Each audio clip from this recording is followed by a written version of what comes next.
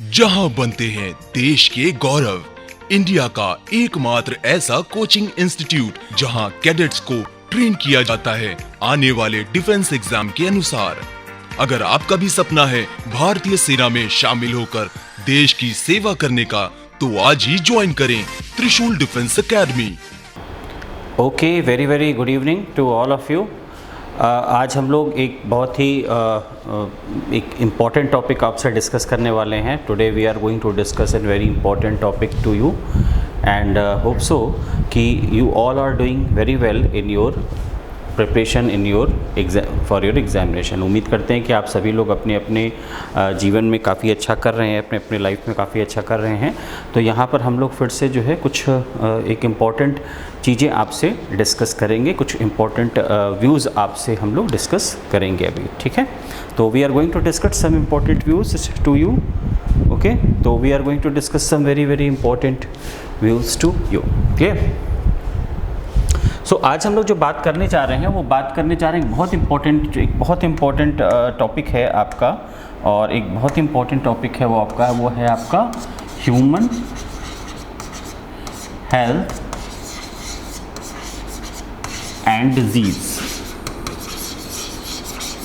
Human health and disease ये एक बहुत ही महत्वपूर्ण आपका एक टॉपिक है, जिसको बोलते हैं मानव स्वास्थ्य और उससे संबंधित बीमारियां, जिस पर आज हम लोग बात करेंगे, जिस पर आज और हमारे और आपकी बात होनी है। इस पर हम लोग कुछ अपनी बात आपसे करेंगे, ठीक है। सो सबसे पहले ये जानने की कोशिश करते हैं कि ये जो ह्यूमन हेल्थ है, यानी कि जो मानव का जो स्वास्थ्य है वो क्या है। What is the human health? We have to know what is the human health. Human health किसको कहते हैं, यानी मानव का जो स्वास्थ्य है वो क्या है। तो सबसे पहले इस बात को समझने के लिए यहाँ पे 3 बातें लिखी गई हैं, ह्यूमन हेल्थ एंड डिजीज़, यानी 3 बात यहाँ पर लिखी हुई है। एक है ह्यूमन, एक है हेल्थ और एक है डिजीज़। यानी यहाँ पर there is a 3 important term that is write down here. First one is the human, second one is the health, right, third one is the disease. यानी जो पहली है वो है कि ह्यूमन यानी मानव के बारे में बात है, दूसरी हेल्थ यानी स्वास्थ्य के बारे में बात है, और तीसरी डिजीज़ यानी कि उससे संबंधित बीमारियों के बारे में आपसे बात की गई है। 1, 2 and 3, human health and disease.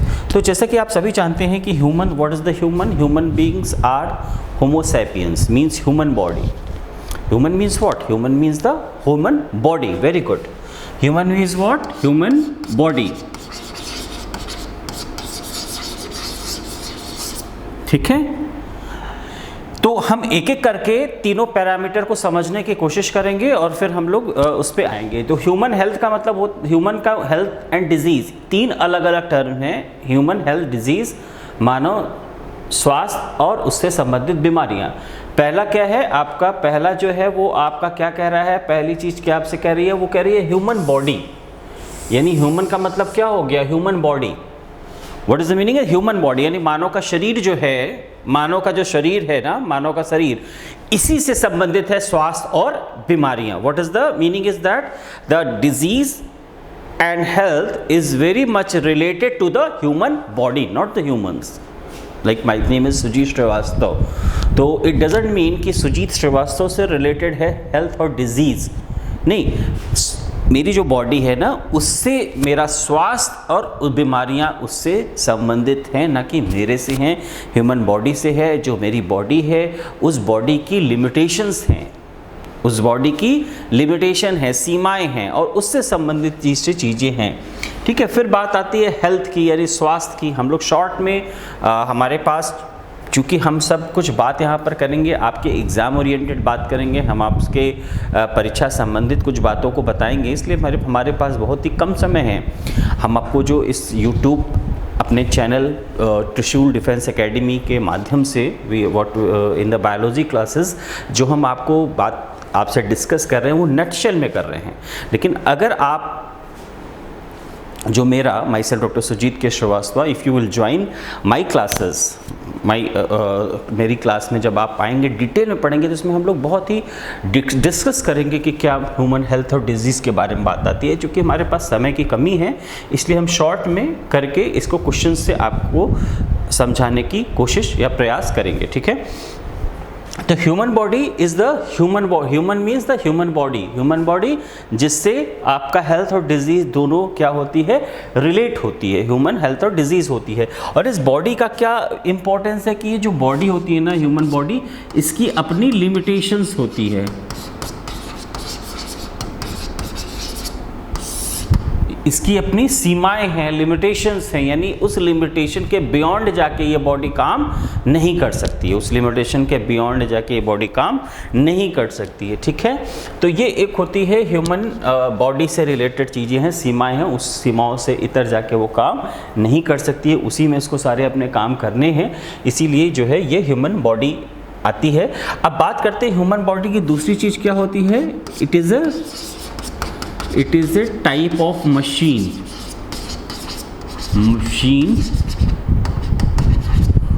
to govern life, यानी कि एक तरह की यह मशीन है जो कि जीवन को चलाने के लिए आवश्यक है। हमारा जो शरीर है वो एक तरह का मशीन है, एक तरीके का यंत्र है जो कि जीवन को चलाने के लिए क्या है, आवश्यक है, जीवन को चलाने के लिए आवश्यक है, ठीक है। दूसरी चीज़, अगर ह्यूमन है, बॉडी है, तो बॉडी में दो एस्पेक्ट जरूर होते हैं। वो कौन कौन से होते हैं, वो कौन कौन से एस्पेक्ट होते हैं जो हमारी बॉडी में होते हैं।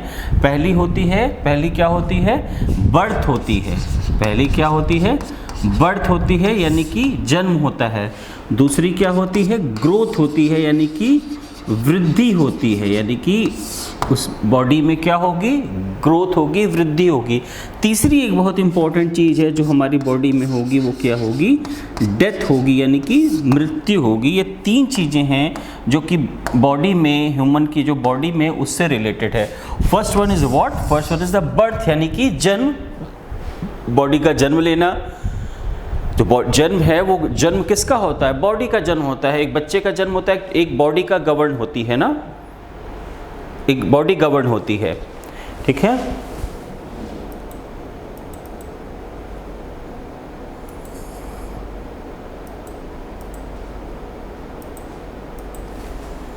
एक बॉडी गवर्न होती है, ठीक है। दूसरी चीज क्या है, आपकी ग्रोथ, यानी कि वृद्धि होती है। वृद्धि का मतलब क्या होता है, एक छोटे न्यूबॉर्न बेबी से एक पूरा एडल्ट ह्यूमन बीइंग डेवलप हो जाता है, ठीक है। और तीसरी चीज़ क्या होती है, आपकी डेथ होती है, यानी कि क्या होती है, मृत्यु होती है। तो ये तीन चीज़ें हैं जो कि आपके ह्यूमन बॉडी से रिलेटेड है, जो हमारे ह्यूमन बॉडी यानी मानव के शरीर में घटित होती हैं, ठीक है। तो these three things that is happened in the human body, clear.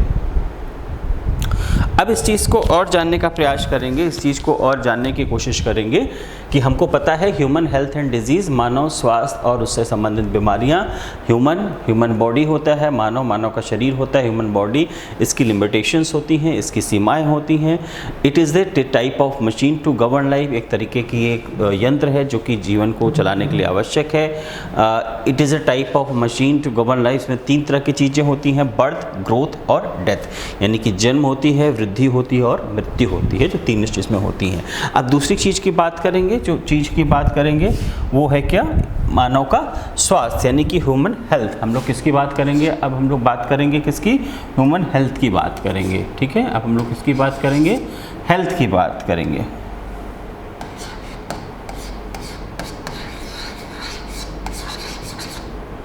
यानी कि स्वास्थ्य की बात करेंगे। स्वास्थ्य क्या है, उस स्वास्थ्य की बात करेंगे।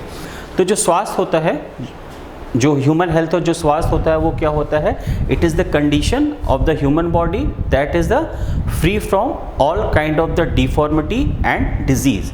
तो हमारा जो हेल्थ होती है, हमारी हेल्थ क्या होती है कि it is the condition which is the free from all kind of the deformities and disease. ये एक इम्पॉर्टेंट एस्पेक्ट है, WHO का है कि जो हमारा जो स्वास्थ्य है ये क्या होता है, वो सभी तरह की व्याधियों से जो चीज़ रहित हो। व्याधि का मतलब हमारे जो शरीर में किसी भी तरीके की फिजिकल भौतिक रूप से कोई शारीरिक व्याधि ना हो, इंजरीज ना हो और इंटरनल कुछ फैक्टर ना हो।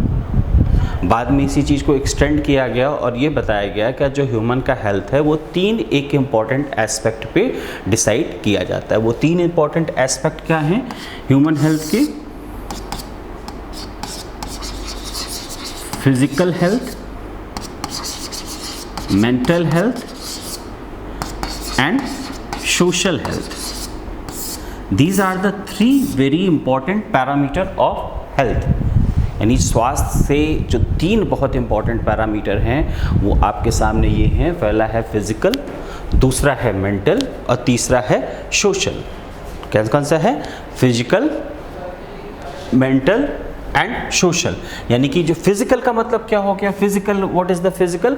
फिजिकल का मतलब हमारी फिजिकल बॉडी, हमारी क्या हो गई? Physical body.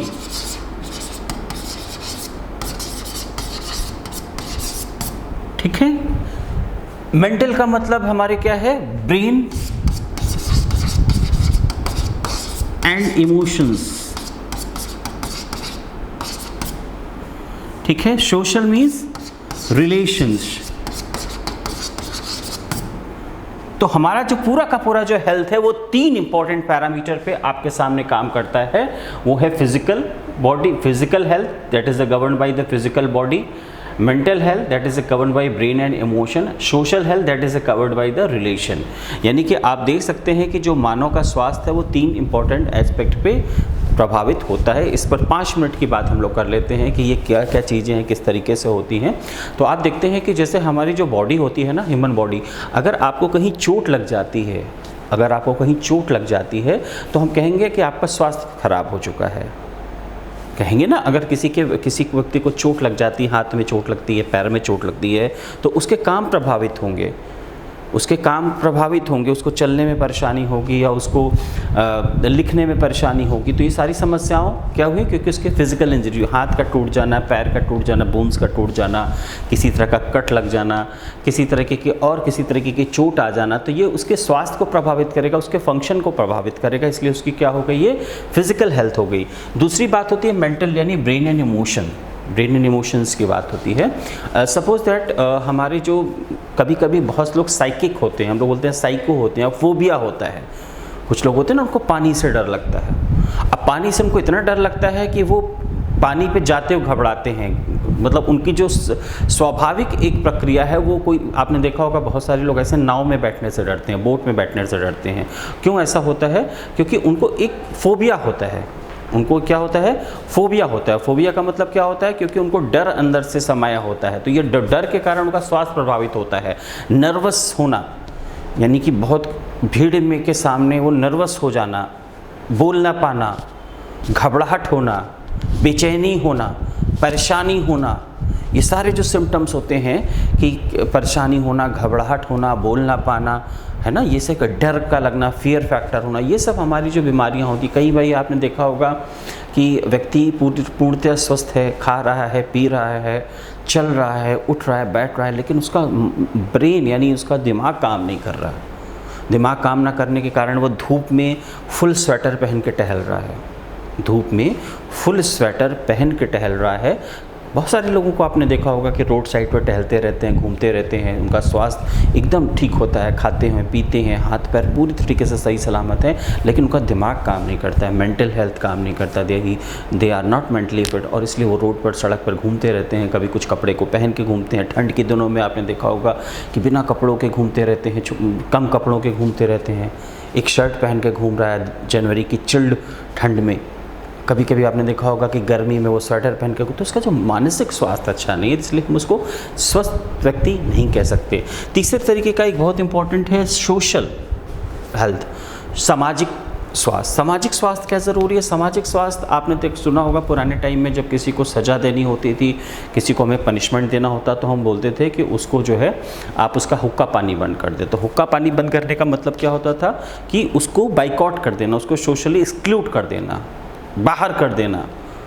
तो एक्सक्लूजन का मतलब क्या होता है? जब आप उसको एक्सक्लूड कर देते हैं, बाहर कर देते हैं, तो एक्सक्लूजन का मतलब होता है कि वो भी व्यक्ति के स्वास्थ्य को प्रभावित करता है। आप किसी की भी एक बच्चे को स्कूल में अकेले उससे किसी एक स्कूल में कोई बच्चा हो और लोग उससे बात ना करें, कोई भी उसका कलीग उससे बात ना करे, कोई भी उससे मिले ना, कोई भी उसके साथ टिफ़िन ना करे, कोई भी उसको कॉपी नहीं दे, तो देखिएगा उस व्यक्ति का जो स्वास्थ्य है ना वो प्रभावित होगा। उस व्यक्ति का स्वास्थ्य सामान्य नहीं रहेगा, उस व्यक्ति का स्वास्थ्य क्या हो जाएगा? खराब हो जाएगा। तो इस तरह की जो सारी तीनों चीज़ें हैं वो एक व्यक्ति के स्वास्थ्य के लिए बहुत ही महत्वपूर्ण हैं। तो हम लोग कहते हैं WHO की यानी विश्व स्वास्थ्य संगठन की जो एक डेफिनेशन है ह्यूमन हेल्थ की है, तो वो ये है, वो इस तरीके से है, वो इस तरीके से है।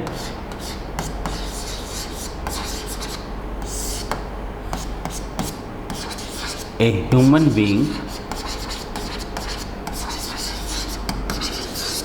that is fit by the physical,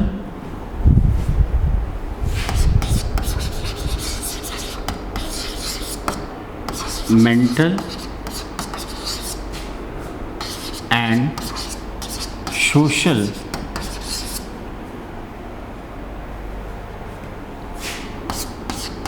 parameter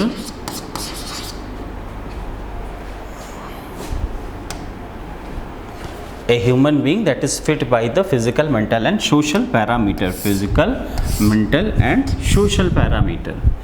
दूसरा पॉइंट है he or she is also free from all kind of deformities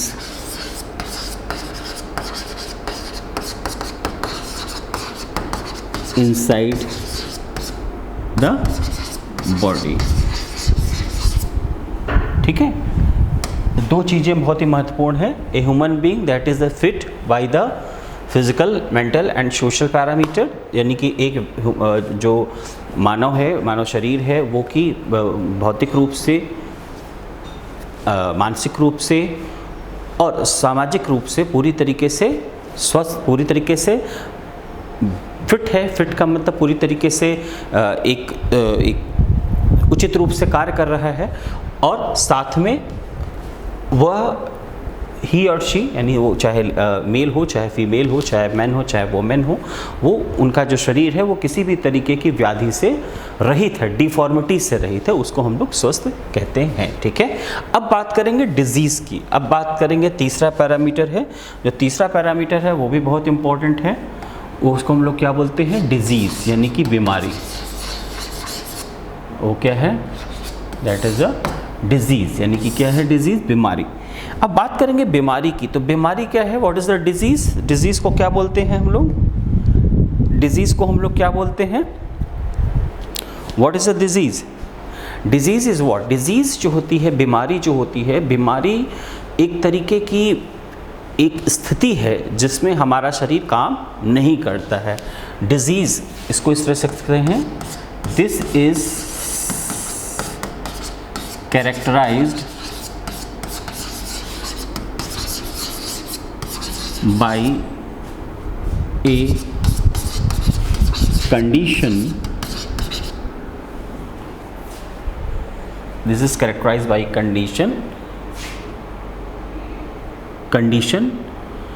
this is characterized by a condition, ये एक उस स्थिति से लक्षित होता है जिसमें in which our body unable to work properly to sustain life। ठीक है, यानी कि ये एक तरीके की जो डिजीज़ है, उस डिजीज़ को क्या बोलते हैं, this is characterised by a condition in which our body unable to work properly to sustain life. यानी कि ये एक तरह की उस स्थिति की ओर इंगित करता है, बीमारियां उस स्थिति की ओर इंगित करती हैं जहां पर हमारा शरीर है वो उचित रूप से कार्य नहीं करता है जीवन को चलाने के लिए वो उचित रूप से कार्य नहीं करता है, उचित रूप से कार्य नहीं करता है। ठीक है, तो इस कंडीशन को हम लोग डिजीज़ बोलते हैं। बीमारियाँ कई तरीके की होती हैं, आइए देखें कौन कौन सी बीमारियाँ होती हैं। बीमारियाँ कई तरीके की होती हैं, तो आज हम लोग बात करेंगे दो महत्वपूर्ण बीमारियों की बात करेंगे, तो बहुत इंपॉर्टेंट वर्क की बात करेंगे। आज हम लोग जो बहुत इंपॉर्टेंट बीमारियों की बात करेंगे, जो डिजीज़ है वो दो इम्पॉर्टेंट डिजीज़ की हम लोग बात करेंगे। वो दो इम्पॉर्टेंट डिजीज़ हैं। First one is there are two important type of disease. जो बीमारियां होती हैं वो दो मुख्य तरीके की बीमारियां होती हैं, हम लोग उनकी बात करेंगे। एक को हम लोग बोलते हैं एक्यूट, एक बोलते हैं हम लोग एक्यूट, और दूसरे को हम लोग क्या बोलते हैं, क्रॉनिक डिजीज़। क्रॉनिक डिजीज़, एक डिजीज़ है एक्यूट और दूसरी है क्रॉनिक। हाँ एक्सक्यूज मी, उनको भेज देना। जो एक एक्यूट और दूसरी है क्या, क्रॉनिक डिजीज़ है। एक एक्यूट है और एक क्रॉनिक डिजीज़ है। एक्यूट डिजीज़ क्या होती है, एक्यूट डिजीज़ है और एक है क्रॉनिक डिजीज़। बीमारी दो तरह की है, एक एक्यूट है, क्रॉनिक है। एक्यूट क्या है, एक्यूट ऐसी बीमारियां हैं जो कि अचानक से जन्म ले लेती हैं या अचानक हो जाती हैं और थोड़े ही समय अंतराल के लिए रहती हैं। जैसे किसी को बुखार आ जाना, फीवर का आना। तो फीवर का आना क्या है, फीवर का आना जो है, बुखार का आना क्या है, एक एक्यूट प्रॉब्लम है, एक एक्यूट प्रॉब्लम है, थोड़े समय के लिए आया, अचानक से आ गया और थोड़े समय के लिए ही रहेगा, फिर बुखार ठीक हो जाएगा। तो इस तरह की जो व्याधि होती है, इस तरह की जो बीमारियां होती हैं, उसको हम लोग बोलते हैं एक्यूट कहते हैं। क्रॉनिक डिजीज़ क्या है, क्रॉनिक यानी जो बीमारियां हैं वो क्या होती है, लंबे समय से चली आ रही बीमारियां हैं और जो कभी भी ठीक नहीं होती हैं, कभी भी ठीक क्या होती है, नहीं होती हैं। जैसे आपकी किडनी डिजीज़ हो गई, कैंसर हो गई, डायबिटीज़ हो गई, ब्लड प्रेशर हो गई, हार्ट की प्रॉब्लम हो, तमाम ऐसी बीमारियां हो गई। तो इन सारी चीज़ों को हम लोग क्या बोलते हैं, क्रॉनिक डिजीज़ बोलते हैं। तो आज हमारे तो ये बीमारियां हैं, जो बीमारियों को मुख्य रूप से दो ग्रुप में हमने बांटा है, एक्यूट एंड क्रॉनिक। तो आज हम लोग जो बात करेंगे ह्यूमन हेल्थ एंड डिजीज़ में, तो सबसे पहले बात करेंगे किसकी, क्वेश्चन नंबर 1 की। हम लोग किसकी बात करेंगे, क्वेश्चन नंबर 1 की बात करेंगे। We will talk about question number 1। What is question number 1, what is question number 1? Question number 1 ये है आपका, क्वेश्चन नंबर 1 ये आपसे कह रहा है, ठीक है। क्वेश्चन नंबर 1 कह रहा है कि AIDS is caused by HIV, among the following which one is not mode of transmission of HIV। ठीक है, HIV की यहाँ पर बात हो रही है। तो सबसे पहले हम लोग दो बात को जानेंगे कि उन्होंने कहा है कि जो एड्स है, यानी कि एड्स एक बीमारी है, वो HIV वायरस से होती है। ठीक है, among the following which one is not a mode of transmission of HIV। यानी कि बोल रहे हैं कि जो एड्स जो है एक तरह की बीमारी है जो कि HIV से होती है।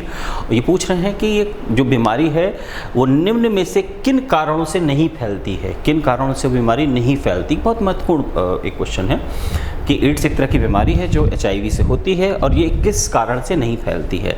तो आपको 4 ऑप्शन दिया गया है। पहला है ए, ट्रांसफ्यूजन ऑफ कंटेमिनेटेड ब्लड, यानी कि जो है एक जो है दूषित रक्त के आधान के द्वारा, यानी जो एक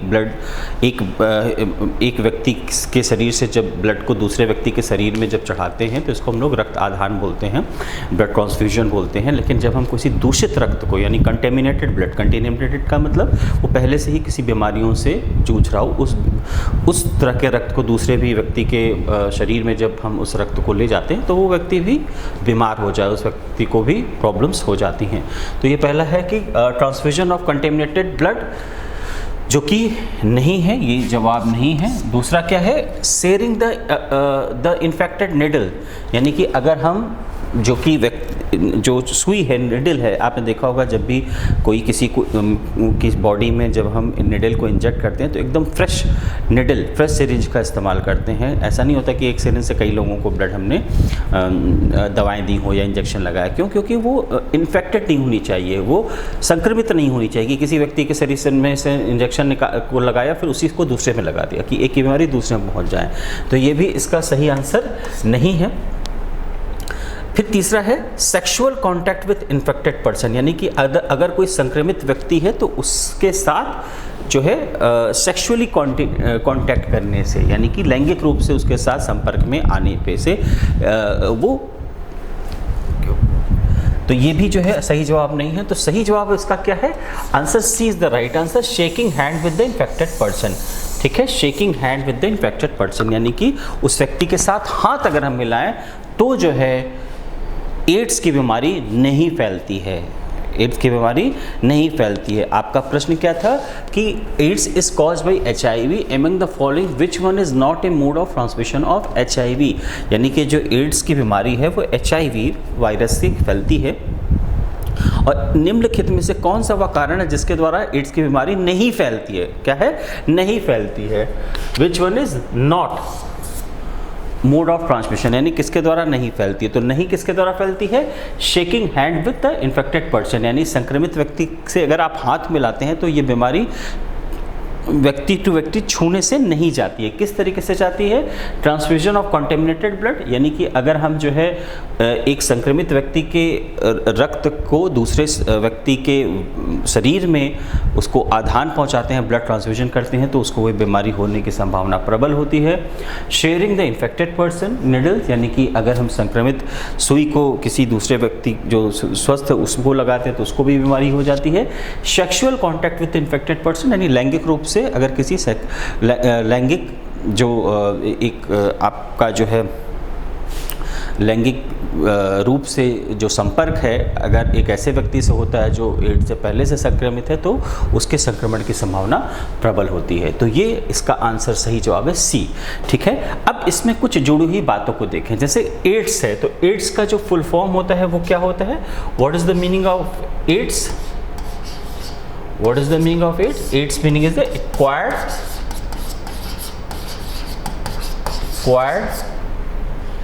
immunodeficiency syndrome।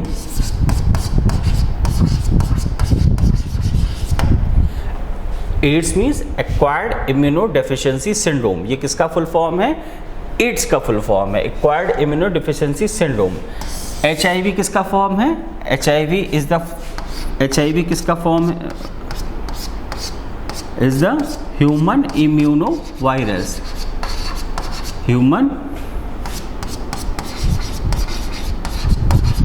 Immuno virus. ठीक है, तो ये तीन चीज़ें इससे जुड़ी हुई हैं। पहला, एड्स का क्या नाम है? Acquired immuno deficiency syndrome. HIV ही ह्यूमन इम्यूनो वायरस। तो ये जो एड्स की जो बीमारी होती है ये एक तरीके के वायरस से फैलती है। वायरस से ये एक व्यक्ति से दूसरे व्यक्ति में जाती है और इसीलिए ये जो बीमारी है ये संचारी रोग कहा जाता है। कौन सा डिजीज़ होती है? संचारी का मतलब एक व्यक्ति से दूसरे व्यक्ति में फैलने वाली बीमारी है और इसीलिए इसको कौन सी डिजीज़ बोलते हैं? कम्युनिकेबल डिजीज़ बोलते हैं। कौन सी डिजीज़ बोलते हैं? कम्युनिकेबल डिजीज़ बोलते हैं। It is the communicable disease. ठीक है, यहाँ तक सबको बात समझ में आ गई। अब दूसरी चीज़ को लेते हैं।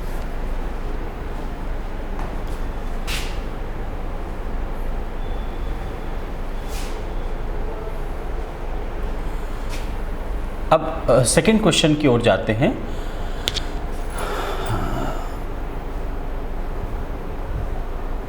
Question number 2 is the substance produced by a cell in viral infection that can protect other cell from further infection। एक बहुत अच्छा एक बात कही गई है कि एक बहुत अच्छी बात कही गई है। द सब्सटेंस, एक बहुत अच्छी बात कही गई है। बहुत बात क्या कही गई है? The substance produced by a cell in viral infection that can protect other cells from further infection, यानी कि ये कहा गया है कि वह कौन सा पदार्थ है जो कि कोशिकाओं के द्वारा अपने कोशिका से बाहर की ओर प्रवाहित किया जाता है जब आपका विषाणु के द्वारा संक्रमण होता है। ठीक है, the substance produced by a cell in a viral infection that can protect other cells from further infection. तो वो पूछ रहा है कि वह कौन सा पदार्थ है जो कि कोशिकाएं बनाती हैं जब वो वायरल विषाणु के संक्रमण से प्रभावित होती हैं, जिससे अन्य कोशिकाएं अन्य किसी भी तरीके के संक्रमण से बची रहती हैं या अपना बचाव कर सकती हैं। ठीक है, तो ये इसका जो सही जवाब है वो आपको कई सारे इसमें जो है पदार्थ का नाम दिया गया है, जैसे ए है सेरोटोनिन, बी है कोलोस्ट्रम, सी है इंटरफेरॉन और डी है हिस्टामिन। तो इसका जो सही जवाब है वो क्या है, इसका जो सही जवाब है, जो राइट आंसर है वो क्या है आपका, वो है आपका इंटरफेरॉन। इंटरफेरॉन इसका सही आंसर है। Interferon is what, it is the antiviral substances, antiviral substance। ठीक है, यानी जो इंटरफेरॉन है वो एंटीवायरल सब्सटेंस है जो कि बनाया जाता है कोशिकाओं के द्वारा जब किसी भी विषाणु के संक्रमण से वो प्रभावित होती हैं, और वो जो पदार्थ बनाती हैं उन पदार्थों के द्वारा अन्य जो कोशिकाएं हैं वो संक्रमण से बची रहती हैं। तो ये आपका क्या है, एंटीवायरल सब्सटेंस है, वो कौन सा है, इंटरफेरॉन। ठीक है, तो यहाँ तक बात समझ आ गई। The substance produced by a cell in a viral infection that can protect other cell from further infection. 4 option है, आंसर सी सही है, इंटरफेरॉन, जिसको हम लोग बोलते हैं एंटीवायरल सब्सटेंसेस। ठीक है, आगे चलें।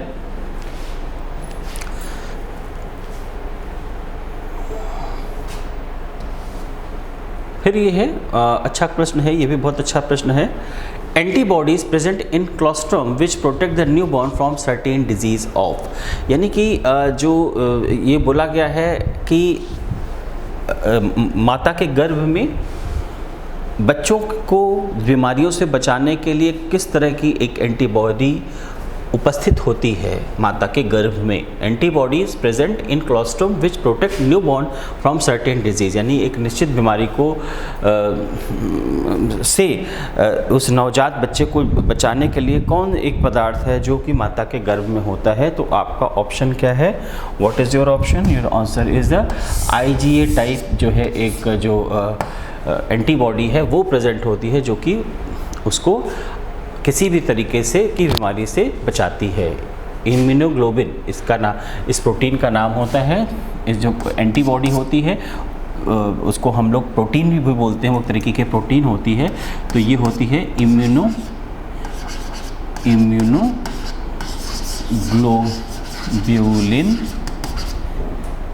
A। It is a type of protein.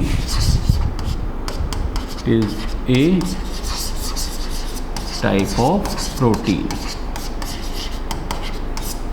ठीक है, ये एक तरीके की प्रोटीन होती है। Antibody present in colostrum which protect the new born from certain disease is of, ये सही आंसर है IgA टाइप, ये है इम्यूनोग्लोबिन A जो कि एक तरीके का प्रोटीन है। ठीक है, अब चौथा प्रश्न है। चौथा प्रश्न क्या है कि antivenom against snake poison contains, antivenom against snake poison contains, यानी कि जो आपका स्नेक पॉइजन यानी कि जो सांप antivenom against snake poison contains, antivenom यानी कि जो सांप के जहर को जो ख़त्म करता है उसको हम लोग क्या बोलते हैं, एंटीवेनम बोलते हैं। तो antivenom against snake poison contains यानी कि जो सांप को काटने से जो बचाव के लिए जिस पदार्थ का हम लोग इस्तेमाल करते हैं वो उसमें क्या होता है, उसमें पदार्थ में क्या होता है। तो आपको 4 आंसर दिए गए हैं। पहला एंटीजेंस जो कि नहीं है, बी है एंटीजन एंटीबॉडी कॉम्प्लेक्स जो कि नहीं है, सी है एंटीबॉडी। यही इसका क्या है, यही इसका जो है सही जवाब है। क्या है, एंटीबॉडीज़। ठीक है, ना तो एंटीजेंस होंगे, ना तो एंटीजन एंटीबॉडी कॉम्प्लेक्स होगा, ना तो एंजाइम। सही आंसर क्या है, एंटीबॉडीज़। ठीक है, आगे चलें। आगे है which of the following large size, ये बहुत अच्छा प्रश्न है, ये बहुत ही इंपॉर्टेंट क्वेश्चन है आपके पास। Which of the following gland is large size at birth but reduce in size with ageing, यानी कि मानव के शरीर में पाई जाने वाली कौन सी ग्रंथि है जो कि जन्म के समय में काफ़ी बड़ी होती है लेकिन जैसे जैसे उम्र बढ़ती है या छोटी होती जाती है। फिर से हम अपना प्रश्न रिपीट करते हैं, मानव के शरीर में वह कौन सी ग्रंथि है जो जन्म के समय में एक बड़े स्वरूप में पाई जाती है लेकिन जैसे जैसे उम्र बढ़ती है उस ग्रंथि का आकार छोटा होता जाता है। Which of the following gland is large size at birth but reduced in size with ageing. तो आपके पास 4 ऑप्शंस हैं, पिनियल ग्लैंड नहीं है, पिट्यूटरी नहीं है, थायराइड नहीं है, जो सही आंसर है वो कौन सी है, थाइमस ग्लैंड है। थाइमस ग्लैंड क्या करती है जो कि जन्म के समय एक लार्ज यानी बड़े साइज की होती है एट बर्थ, ठीक है, बट रिड्यूस इन साइज कब होती है, विथ एजिंग, यानी जैसे जैसे उम्र बढ़ती है उसका जो साइज होता है वो क्या हो जाता है, कम हो जाता है, ठीक है। दूसरा चीज़ है ये जो थाइमस ग्लैंड है, जो थाइमस जो ग्लैंड है ना, ये थाइमस ग्लैंड ये बॉडी के डिफेंस सिस्टम की तरह भी काम करती है। It is also act as a defense system for the body, ठीक है। आगे चले,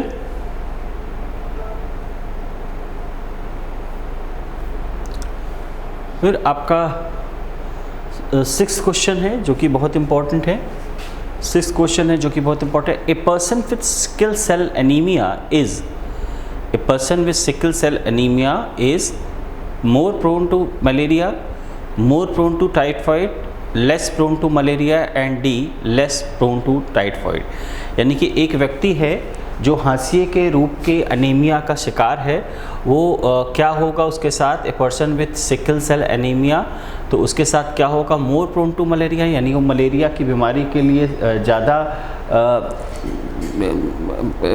ज़्यादा प्रभावित हो सकता है।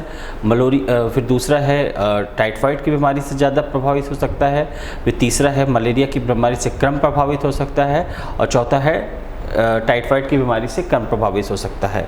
तो इसका जो सही जवाब है वो आपका क्या है, वो है ये लेस प्रोन टू मलेरिया, यानी कि जो a person with sickle cell anaemia जो होगा वो लेस प्रोन टू मलेरिया होगा, यानी एक व्यक्ति जो कि सिकल सेल एनीमिया का शिकार होगा वो कि मलेरिया की बीमारी के लिए कम से कम प्रभावित होने की संभावना रखेगा, ठीक है। आगे चले, अब आपको बता दें कि जो मलेरिया की जो बीमारी होती है, जो मलेरिया होती है ना, मलेरिया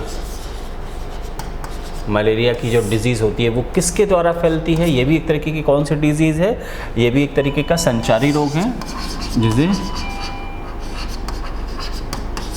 कम्युनिकेबल डिजीज़ बोलते हैं, यानी संचारी रोग है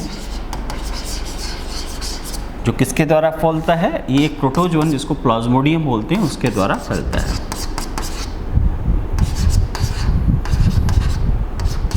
किसके द्वारा फैलता है, प्लाज्मोडियम, ठीक है।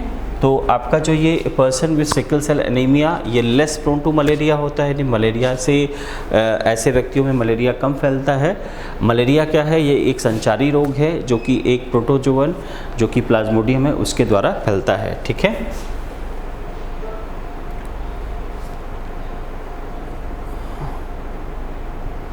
फिर हम लोग देख लेते हैं which one of the following disease is non communicable disease, यानी इसमें से कौन सी ऐसी बीमारी है जो असंचारी रोग है। Which one of the following disease is a non communicable disease, यानी कौन सी बीमारी जो है असंचारी रोग है। तो इसमें कौन सा असंचारी रोग है, डिप्टीरिया कौन सा होगा, कम्युनिकेबल डिजीज़ होगा। फ्लू कौन सा है? कम्युनिकेबल डिजीज़ है। मलेरिया कौन सा है? कम्युनिकेबल डिजीज़ है। लेकिन कैंसर की जो बीमारी है जिसको कर्क रोग बोलते हैं हिंदी में, वो कौन सी है? असंचारी रोग है, यानी कि नॉन कम्युनिकेबल डिजीज़ है। यानी एक व्यक्ति से दूसरे व्यक्ति में कभी भी कैंसर नहीं फैलता है। कैंसर की बीमारी कम्युनिकेबल डिजीज़ नहीं होती है, संचारी रोग नहीं होता है। तो क्वेश्चन आपका था which one of the following disease is a non communicable, यानी कौन सी ऐसी बीमारी है जो असंचारी है। तो इन चारों में जो सही उत्तर है वो सी है, कैंसर यानी कि कर्क रोग। डिप्थीरिया, फ्लू और मलेरिया सारी कम्युनिकेबल या संचार डिजीज़ है, यानी संचारी रोग है। ठीक है, फिर आपका है typhoid fever in human being is caused by, यानी टाइफाइड का जो बुखार है वो मानव में किसके द्वारा होता है? तो प्लाज्मोडियम वाइवैक्स है, नहीं है। ट्राइकोफाइटॉन है, नहीं है। साल्मोनेला टाइफाई नहीं, और एक ये इसका सही जवाब है साल्मोनेला टाइफाई। ये एक तरीके का क्या होता है? बैक्टीरिया होता है, यानी कि जीवाणु होता है। बैक्टीरियम ये एक तरीके का जीवाणु होता है जिसके द्वारा ये टाइफाइड की जो बीमारी होती है, टाइफाइड फीवर है, वो फैलता है। Typhoid fever in human being is caused bye bacterium, और ये साल्मोनेला टाइफाई के से होती है। ये तीन चीज़ें प्लाज्मोडियम वाइवैक्स, ट्राइकोफाइटॉन और राइनो वायरस इससे संबंधित नहीं होते हैं। ठीक है, फिर क्वेश्चन नंबर 9 पे हम लोग आते हैं। 9 और 10 दो हैं, हम लोग इनको देख लेते हैं। तो क्वेश्चन नंबर 9 है which of the following is a bacterial disease in human, यानी कौन सी इसमें बीमारी जो कि जीवाणु जनित बीमारी है। Which of the following is the bacterial disease in human, यानी मानव के शरीर में कौन सी बीमारी जो है वो जीवाणु जनित बीमारी है। तो आपका उत्तर है आपका डिसेंट्री, दूसरा है मलेरिया, तीसरा है प्लेग और चौथा है बोथ ए एंड सी। तो जो डी है वही सही जवाब है कि डिसेंट्री है ना, और प्लेग, ये दो बीमारी जो हैं वो कि किसके द्वारा होती हैं? वो एक जीवाणु बैक्टीरियल डिजीज़ है। कभी कभी इन्फेक्शन होता है, डिसेंट्री होने लगती है ना, डिसेंट्री, और दूसरी प्लेग। ये दोनों कौन सी बीमारियां हैं? ये दोनों है बीमारी बैक्टीरियल डिजीज़ है। जबकि मलेरिया किसके द्वारा होता है? प्रोटोजोअन डिजीज़ है। मलेरिया इज द वो कौन सी डिजीज़ है? प्रोटोजोअन डिजीज़ है। और जबकि ए और सी क्या है? बैक्टीरियल डिजीज़ है, यानी कि जीवाणु जनित रोग है। तो विच of the following is the bacterial disease in human, यानी निम्नलिखित में से कौन सी जीवाणु जनित रोग है? तो आपका उत्तर होगा बोथ ए एंड सी। ए क्या है? डिसेंट्री है। सी क्या है? प्लेग है, जो कि जीवाणु जनित रोग है। बी मलेरिया प्रोटोजोअन डिजीज है, प्रोटोजोआ से संबंधित बीमारी है। ठीक है, अब 10 की बात करते हैं। 10 है which of the following pathogen cause whooping cough, यानी इनमें से कौन सा ऐसा जो जीव है जो कि वूफिंग कफ, यानी हमारा जो खांसने की बीमारी जो होती है, कफ की बीमारी होती है, वो करता है। तो इसमें आपके 4 ऑप्शन दिए हैं। पहला है लेजियोनेला स्पीसीज, जो कि नहीं है। दूसरा है सी है वाइब्रो कॉलरी, जो कि नहीं है। ठीक है, डी है ब्रुसेला मेलिटेंसिस, ये भी नहीं है। तो सही आंसर है वो क्या है? ब्रोडेला पर्ट्यूसिस, बीपी जिसको शॉर्ट में बोल सकते हैं, बीपी। ये क्या है? बीपी जो है क्या है? ये एक तरीके का बैक्टीरिया है, और वो क्या करता है? वूफिंग कफ, यानी कफ की बीमारी को क्रिएट करता है। ठीक है, which of the following pathogen cause whooping cough, तो आपको ऑप्शंस में से बी उत्तर सही है, जो बोला है ब्रोडेटेला पर्ट्यूसिस, यानी बीपी, जो कि एक बैक्टीरिया है। ठीक है, तो ये कुछ आपके सामने मैंने प्रश्न आपके सामने उन प्रश्नों को हम ले आए और उस प्रश्नों को हमने आपके सामने हल किया, और ये बताने के लिए किया कि जो ह्यूमन हेल्थ और डिजीज़ है, यानी मानव स्वास्थ्य और उससे संबंधित बीमारियां हैं, उसमें कुछ इस तरीके के प्रश्न आपके सामने आएंगे और आपको इस तरीके से उनका उत्तर मिलेगा। इस तरीके से आपको उनको सॉल्व करना है। इसके अलावा इन 10 प्रश्नों के माध्यम से हमने कुछ अन्य जानकारियाँ भी हासिल करी। ठीक है, तो अगले हम अपने नेक्स्ट वीडियो में कुछ और प्रश्नों के साथ आपके सामने होंगे। Till then, thank you, take care, thank you, जय हिंद। जहां बनते हैं देश के गौरव, इंडिया का एकमात्र ऐसा कोचिंग इंस्टीट्यूट जहां कैडेट्स को ट्रेन किया जाता है आने वाले डिफेंस एग्जाम के अनुसार। अगर आपका भी सपना है भारतीय सेना में शामिल होकर देश की सेवा करने का, तो आज ही ज्वाइन करें त्रिशूल डिफेंस एकेडमी।